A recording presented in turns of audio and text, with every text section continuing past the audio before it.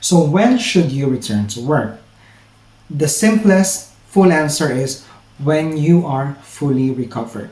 Do not be pressured by the work conditions, thinking that your colleagues might resent you for being sick for too long, or that you are feeling guilty because you're leaving some of your best staff, with such a big load of patients. So don't think about that. And even if it's your manager sort of implicitly pressuring you, don't give in. In fact, some trusts even have a policy on presenteeism as part of the sickness policy. And I'm just going to read that certain section with regards to presenteeism. So it says, employees must not attend work unless fit to do so, and must not return to work from sickness until fully recovered. It further goes on to say that the rationale for this is that if the employee comes back too soon, then they are at risk of passing the illness to other colleagues as well as to the patients. And the employee may go off sick again within the next few days, which is not a good thing. Number one, for your own health, but number two is also for your employment record, okay, with regards to your sickness absence.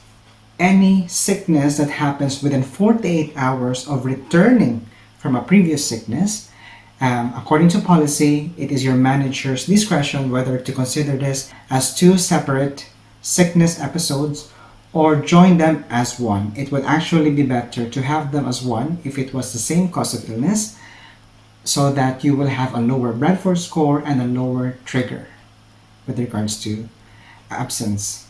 Okay, and we will discuss that in topic number 5. Okay, so according to different policies, you should have a return to work meeting. That meeting should be warm. It is welcoming you back into the work environment, and it should be in a friendly, open, and understanding and private environment. A is your absence discussion, wherein the manager will talk to you about the reason for your illness. Was there any predisposing factor connected to work that may be changed so that you will not be sick again?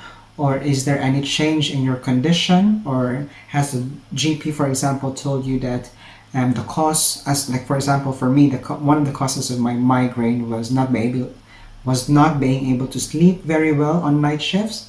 So from that point on, there was a decreasing pattern of night shift until we had enough staff for me to fully stay on day shift. R is your responsibility to attend work. So this is the manager outlining you what your responsibilities are. For example, if you haven't given your certificates, but also a more serious discussion if you've been absent quite a lot of times, as to, you are employed here to work, and I can see that sort of you've always been sick, and more than half the time you are sick rather than at work. So is this work really something that you want, or perhaps you wanted to discover a different career or maybe a different department, so that you will actually have something that you love, and something that will not produce too much stress and increase your chances of being ill. Something like that. M will be your move on. So how do you move on from this episode of illness? Are there any physical changes, any schedule or roster changes that needs to be done in order for you to cope with coming back to work? What are the expectations moving forward? And if you need any support, do you need any occupational health referral for ongoing support? So that's within this return to work meeting.